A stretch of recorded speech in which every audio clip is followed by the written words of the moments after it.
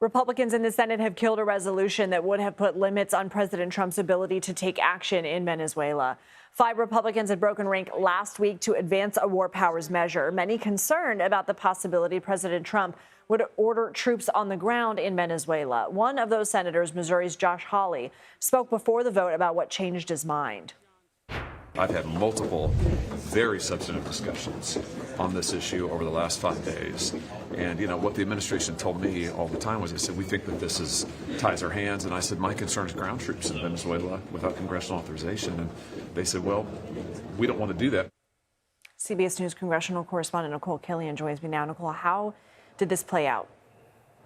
Well, it played out with the vice president, J.D. Vance, having to break a tie here. Obviously, this was a very close vote, and rightly so. Obviously, there were passions on both sides of this issue in terms of Senator Tim Kaine, the Virginia senator who introduced this resolution, who basically feels that, the president's powers need to be reined in here and that there should be congressional approval for any further military action. He also had the backing of Rand Paul, a Republican, and as you mentioned, 5 Republicans signed on just last week to procedurally advance this. But what we saw tonight was this point of order, if you will, to basically table or kill the measure. Republican leaders argued that because there are no troops on the ground in Venezuela, this really isn't as urgent a matter that needs to be taken up right away.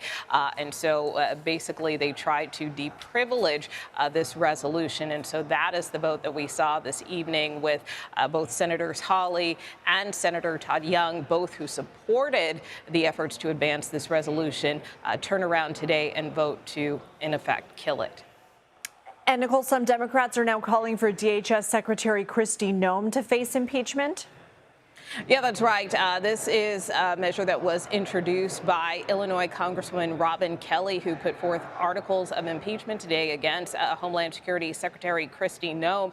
She basically says that this was not a knee-jerk reaction simply to the situation that occurred last week in Minneapolis with the shooting by ICE of 37-year-old woman Renee Good, but that this is something that she did put a lot of thought behind, considering ICE's actions in other cities, including hers in the Chicago area. So she says she has 70 co-sponsors for this measure, that this is really about accountability on the part of Secretary Noem, that she needs to leave office and leave her post.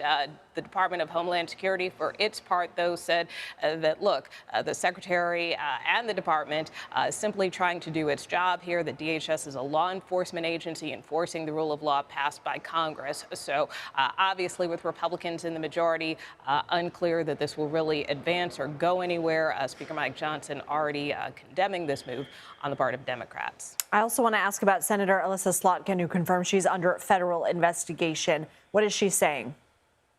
Well, look, this is a continuation of this controversy that we saw emerge from late last year, where you had this group of 6 Democratic lawmakers, both senators and members of the House, who have some backgrounds in national security, who basically put out this video encouraging troops not to take illegal orders, or reminding them of the importance of not doing that. And so subsequent to that, we have seen that many of them have now come under investigation. In the case of Mark Kelly, investigation by the Pentagon, investigation by the FBI, and then now today we learned that the Department of Justice also now investigating some of these members, including Senator Slotkin and Congressman Jason Crow.